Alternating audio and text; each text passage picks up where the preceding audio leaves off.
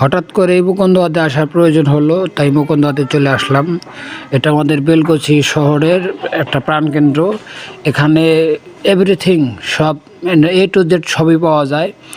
রাস্তার ধারে দেখতেছেন কাঁচা সবজি এগুলো বিক্রি করতেছে। তো যাই হোক, আমরা আমাদের কাজের উদ্দেশ্যে রওনা হয়েছি, গন্তব্যস্থলে যাচ্ছি। কাজ হাতে যেটা ছিল সেটা করছি, আর একটা কাজ করার দরকার, এটা সামনে দোকানে যাব। যাই হোক, ওটাও কেনা শেষে যখন বাড়ির রাস্তা ধরছি, এই রাস্তা দেওয়া প্রতিনিয়ত জ্যাম থাকে। আজকে ট্রাফিক নাই, এই কারণে একটু জ্যামটা একটু বেশি, নিয়ন্ত্রণ নাই। একটা ট্রাক ঢুকছে, ট্রাক ঢোকার কারণে এই রাস্তাটা আটকে গেছে।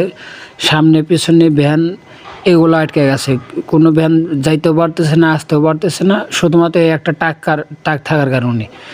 এই ছোট্ট একটা রাস্তা, চেপা রাস্তা, এই রাস্তায় অনেক লোকজন, অনেক ভ্যান, অনেক মানুষ, মানে সবসময় জ্যাম লাগেই থাকে। তো কী করার, কিছু করার নাই। জ্যামে কতক্ষণ বসে রইলাম। বসে থাকার পরে যখন ওই সামনের ভ্যানটা যখন ওভারটেক করে বাইরে হয়ে গেল, তখন একটু জ্যাম কমছে। তো যাই হোক, জ্যাম ঠেলা যাওয়ার পরে অবশেষে বাড়ির উদ্দেশ্যে রওনা হইলাম, চলে আসলাম।